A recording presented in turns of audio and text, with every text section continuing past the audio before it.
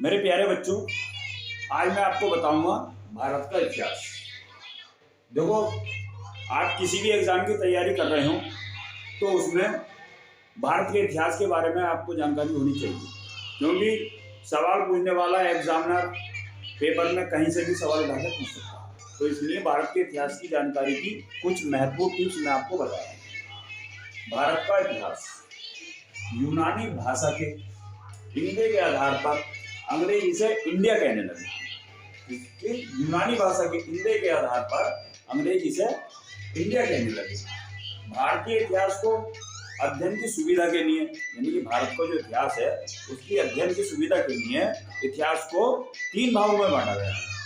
Number 1 प्राचीन Bharat, number 2 मध्यकालीन भारत एवं आधुनिक भारत। नंबर 1 प्राचीन भारत, नंबर 2 मध्यकालीन भारत, नंबर 3 आधुनिक भारत। अब ये नोट, सबसे पहले इतिहास को 3 भागों में जो बांटने का श्रेय जाता है वो किसे जाता है? वो जर्मन के इतिहासकार कौन थे? क्रिस्टोफ सेलियस।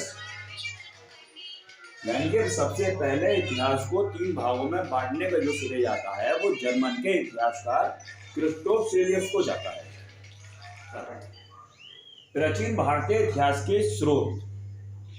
प्राचीन भारतीय इतिहास के विषय में, यानी कि जो प्राचीन का भारत है उसके इतिहास के विषय में जो जानकारी मिली है हमें, वो हमें कितने स्रोतों से मिली है? 4 स्रोतों से मिली है। कौन कौन से हैं? नंबर 1 मिली है धर्म ग्रंथ से, नंबर 2 ऐतिहासिक ग्रंथ से, नंबर 3 विदेशियों के विवरण से, नंबर 4 पुरातत्व संबंधी साक्ष्य से। यानी कि जो हमें भारतीय प्राचीन इतिहास के जो स्रोत प्राप्त हुए हैं वो हमें 4 ग्रंथों से हुए। धर्म ग्रंथ एवं ऐतिहासिक ग्रंथ से मिलने वाली महत्वपूर्ण जानकारी।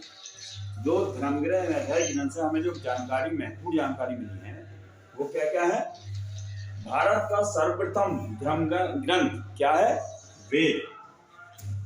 भारत का जो सर्वप्रथम धर्म ग्रंथ है वो क्या है? वेद, जिसके संकलनकर्ता महर्षि कृष्ण वेद व्यास को माना जाता है।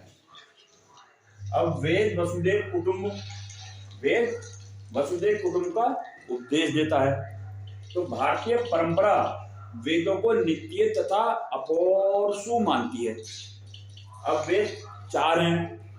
वेद जो है 4 हैं। कौन कौन से हैं? Number 1 Rigveda, number 2 Yajurveda, number 3 Samaveda एवं नंबर 4 अर्थवेद।